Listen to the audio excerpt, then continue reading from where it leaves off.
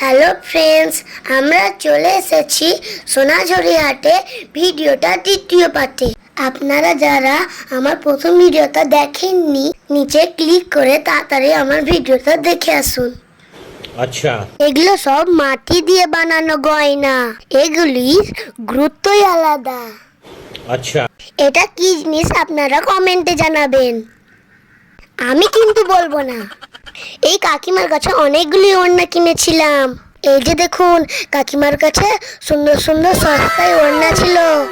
এই যে দেখুন কি সুন্দর নেম প্লেট, আপনারা নিজেদের মতো কাস্টমাইজ করতে পারেন।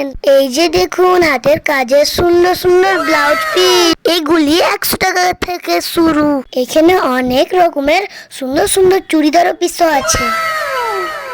এখানে অনেক রকমের ইউনিক জিনিসগুলো পেয়ে যাবেন।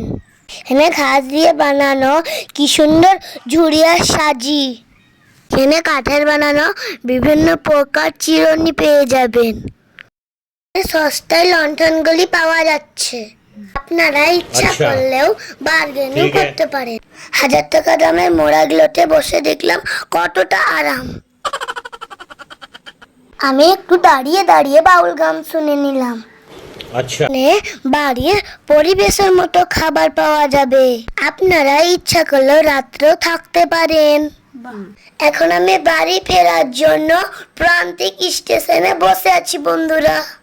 এখন আমি রামপুরহাট স্টেশনে নেমে মোড়া দুটোকে নিয়ে বাড়ি চললাম। বাই বাই বন্ধুরা, আমার চ্যানেলটিকে সাবস্ক্রাইব করে দিও।